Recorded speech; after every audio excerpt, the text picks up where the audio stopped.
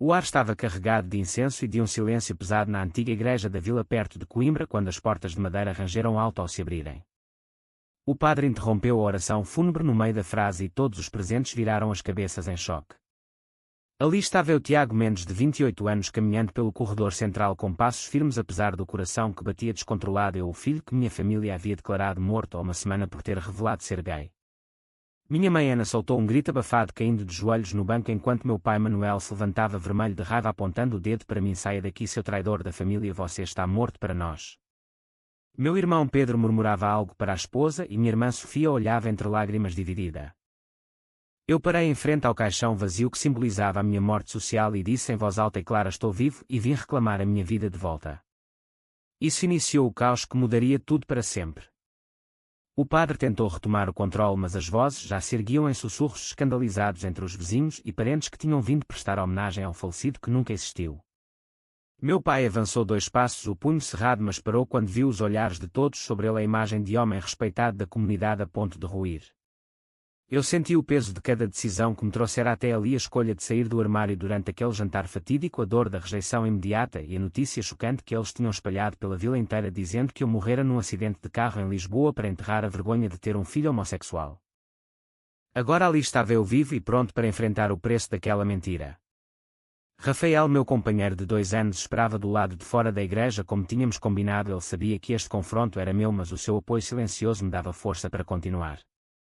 Eu olhei para minha mãe que chorava sem parar e senti uma pontada profunda no peito, o amor que ainda sentia por ela misturado com a raiva pela forma como ela escolhera o silêncio e a conformidade em vez de me defender. O padre pigarreou tentando acalmar a multidão, mas eu não lhe dei tempo. Levantei a voz novamente e comecei a contar a verdade que eles tentaram sepultar com aquele caixão vazio. Lembro-me como tudo começou há apenas 10 dias, quando voltei à casa da família para o aniversário da minha mãe. A mesa estava posta com os pratos tradicionais que ela fazia com tanto carinho, o bacalhau à Brás e o vinho do Douro que meu pai tanto orgulhava. Eu respirei fundo e disse as palavras que carregava há anos: eu sou gay e estou apaixonado por um homem chamado Rafael que me faz feliz como nunca fui antes. O silêncio que se seguiu foi pior que qualquer grito.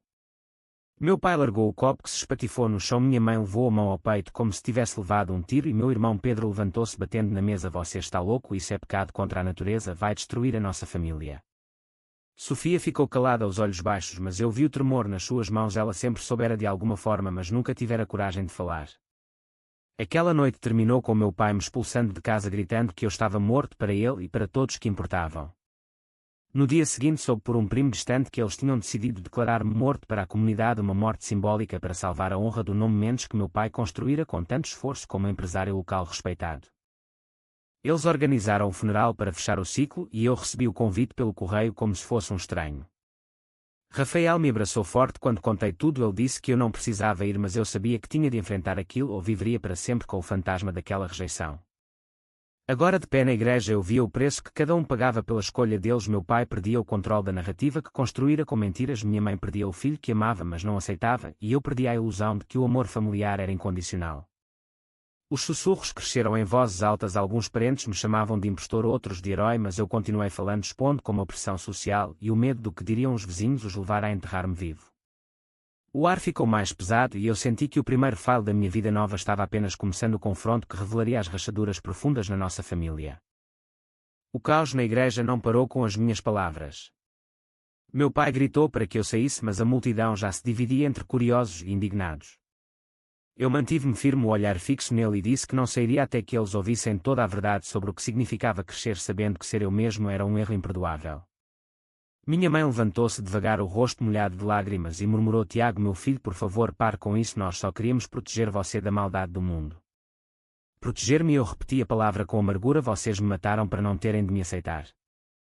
Pedro, meu irmão mais velho, que sempre fora o orgulho da família, o sucessor perfeito do negócio de vinhos, se aproximou e tentou-me puxar pelo braço, mas eu o empurrei com força, revelando que ele soubera do meu segredo há anos, quando me viu com um amigo na faculdade e nunca dissera nada, preferindo o silêncio cúmplice que agora o tornava parte da mentira. Ele empalideceu e negou, mas os olhares da multidão já mudavam. Rafael entrou então na igreja, o rosto sério mas sereno, e parou ao meu lado sem dizer uma palavra. A sua presença era o apoio de que eu precisava para continuar.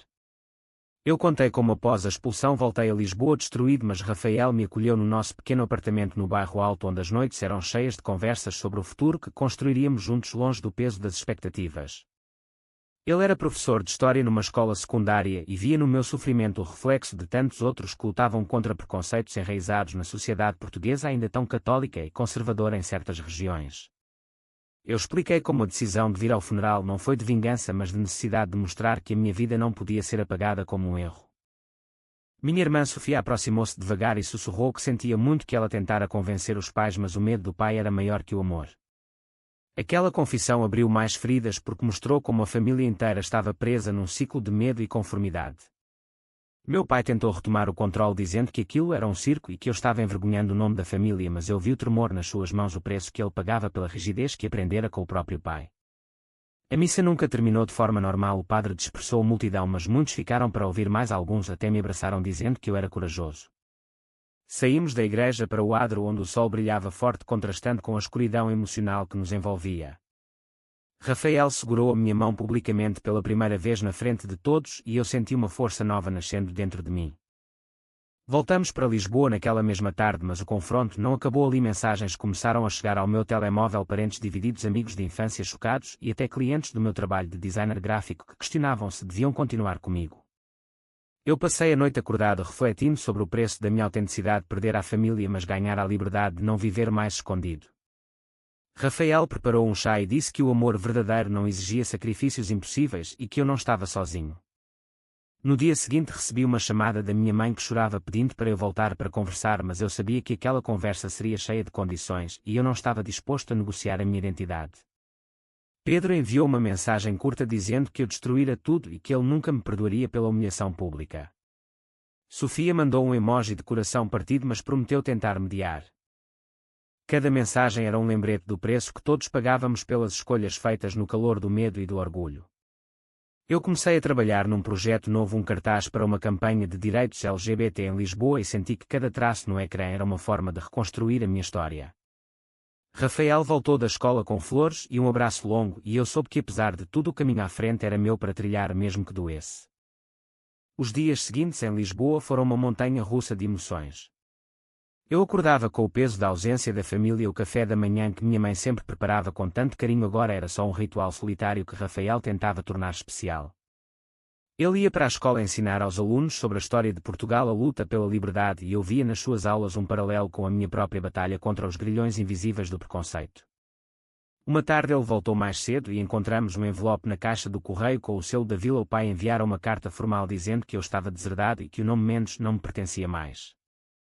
Eu li em voz alta para Rafael e chorei pela primeira vez desde o funeral, não de tristeza mas de raiva pela forma como o amor era condicionado à obediência.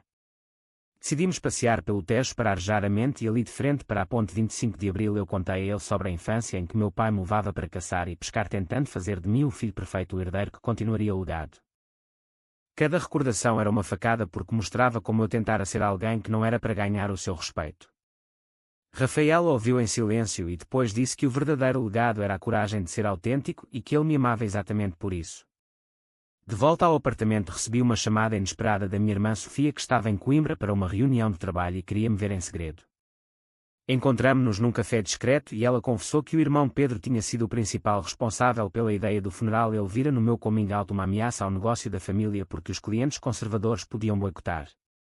Sofia chorou dizendo que se sentia presa entre o amor por mim e o medo de perder o pai que era o centro da sua vida. Eu abracei a ela e pela primeira vez senti que uma ponte se construía, mas ainda frágil. Voltando para casa contei a Rafael e ele sugeriu que talvez fosse hora de uma conversa mediada, mas eu hesitei, o medo de mais rejeição era grande. Naquela noite sonhei com o caixão vazio e acordei suando frio. Rafael me acalmou e disse que o preço da verdade era alto, mas o da mentira era ainda maior porque destruía a alma aos poucos. Os dias passaram e as redes sociais explodiram com rumores sobre o meu reaparecimento. Alguns me chamavam de herói e outros de louco que destruíra a paz da vila. Um antigo colega de escola me escreveu dizendo que o meu gesto dera coragem a ele para pensar na sua própria identidade. Eu respondi com o coração aberto e senti que algo maior estava acontecendo. O meu confronto pessoal tornava-se um catalisador para outros. Meu pai sofreu uma crise de pressão alta, segundo Sofia, e eu senti uma culpa profunda, mas Rafael me lembrou que a responsabilidade não era minha pela saúde dele e sim das escolhas dele próprio. Decidi então escrever uma carta longa para a família explicando o meu caminho, o amor que ainda sentia por eles e o desejo de reconciliação sem condições. Enviei por correio registado e esperei a resposta, que demorou dias. Quando chegou, era da mãe uma carta curta dizendo que ela me amava, mas que o pai ainda não estava pronto e que eu devia dar tempo. Aquela mensagem abriu uma fenda de esperança, mas também de dor, porque mostrava que o caminho seria longo e cheio de sacrifícios. Rafael e eu fomos jantar num restaurante pequeno no Chiado e brindamos ao futuro incerto mas nosso. Eu comecei a sentir que a minha identidade não era mais uma luta diária, mas uma força que me impulsionava para frente mesmo com as feridas abertas. A carta da mãe chegou acompanhada de uma chamada de Pedro, que me acusou de egoísmo por expor a família inteira. Eu respondi calmamente que o egoísmo fora deles ao preferirem a imagem à verdade. A conversa escalou e ele revelou que tinha perdido 2 clientes importantes por causa dos rumores e que me culpava por isso. Eu senti a raiva crescer, mas escolhi não retaliar. Em vez disso, perguntei se ele alguma vez pensara no preço que eu pagara por anos de silêncio. Ele desligou sem responder e eu fiquei a olhar para o telemóvel vazio. Rafael sugeriu que fôssemos passar o fim de semana fora para Arjar e escolhemos Sintra, onde o ar fresco das montanhas ajudou a clarear as ideias. Durante o passeio pelas ruas empedradas eu refleti sobre as escolhas morais que cada um fizera. Meu pai escolhera a tradição acima do filho, minha mãe o silêncio acima da defesa e eu a verdade acima da paz familiar. O preço era visível em cada um, nós todos perdíamos algo, mas eu ganhara a mim mesmo. De volta a Lisboa, uma mensagem de Sofia dizia que o pai tivera outra crise e que ela temia pelo pior. Eu hesitei, mas decidi ir à vila com Rafael ao meu lado para uma conversa cara a cara. Chegamos à casa da família. Ao entardecer, o portão estava aberto, mas o ambiente pesado. Meu pai estava na sala pálido mas de pé, e quando me viu a raiva voltou, mas misturada com algo novo, talvez cansaço. Eu disse que não viera para lutar, mas para mostrar que o amor não precisava de condições. Minha mãe chorou e me abraçou pela primeira vez desde o coming out, e por um momento o tempo parou. Pedro observava de longe, os braços cruzados, mas eu vi o conflito nos seus olhos. Conversamos durante horas expondo feridas antigas. O pai confessou que o seu próprio pai o ensinara que fraqueza não tinha lugar na família e que ele repetira o ciclo sem pensar. Eu falei do meu amor por Rafael e como ele me ensinara que ser homem era ser honesto, não esconder. O irmão revelou então uma traição maior. Ele tinha espalhado rumores sobre Rafael para tentar me afastar, mas agora via que o erro fora dele. O confronto foi duro, mas necessário. Lágrimas foram derramadas e promessas vagas de tentar mudar foram feitas. Saímos daquela casa com o coração mais leve, mas sabendo que a reconciliação seria um processo lento. No caminho de volta, Rafael disse que estava orgulhoso de mim e que o preço pago valera a pena porque agora eu era livre. Eu concordei, mas o peso das feridas ainda estava lá. A escolha de confrontar cobrara o seu tributo na forma de noites sem dormir e dúvidas constantes. Meses passaram e a vida em Lisboa ganhou um ritmo novo. Eu e Rafael mudamos para um apartamento maior perto do rio e o nosso relacionamento floresceu com conversas profundas sobre o futuro, talvez adotar uma criança um dia ou simplesmente envelhecer juntos sem medo. A família enviava mensagens esporádicas. A mãe ligava todas as semanas para contar novidades da vila e perguntar como eu estava. Pedro ainda mantinha distância, mas enviou um e-mail pedindo desculpas formais pelo que fizera e dizendo que o negócio se recuperara graças ao esforço dele. Sofia veio nos visitar em Lisboa e trouxe fotos da família reunida no almoço, onde o meu nome fora mencionado pela primeira vez sem raiva. Meu pai ainda não ligava, mas mandou uma garrafa de vinho do Douro com um bilhete curto que dizia: tempo cura tudo. Eu sabia que o caminho era longo, mas cada pequeno passo era uma vitória. Uma tarde, Rafael e eu fomos passear no Parque Eduardo VII e ali sentados num banco ele me perguntou se eu voltaria a trocar a minha verdade pela paz familiar. Eu respondi que não, porque o preço da mentira era perder a mim mesmo e que o amor verdadeiro começava por aceitar quem somos. Olhando para o horizonte, eu refleti sobre todas as decisões que tomara: o confronto, o discurso na igreja, a carta, a visita, e vi que cada uma cobrara o seu preço em lágrimas, perdas e noites de dúvida, mas também trouxera crescimento, força e um amor mais profundo por Rafael. A sociedade ainda tinha preconceitos, mas eu aprendera que mudar o mundo começava por mudar a própria família, mesmo que aos poucos. Quando o sol se pôs sobre o Tejo, eu segurei a mão de Rafael e senti que, apesar de tudo, valera a pena. A família nunca seria a mesma, mas talvez pudesse ser melhor, mais honesta e mais humana. Eu não apaguei o passado, mas construí um futuro onde a minha identidade era celebrada, não escondida. E assim a história, que começou com um caixão vazio, terminou com uma vida cheia de possibilidades. Será que a família teve razão ao declarar-me morto para preservar a honra, ou eu fiz o correto ao confrontá-los publicamente, forçando-os a enfrentar a verdade mesmo que o preço fosse alto para todos nós?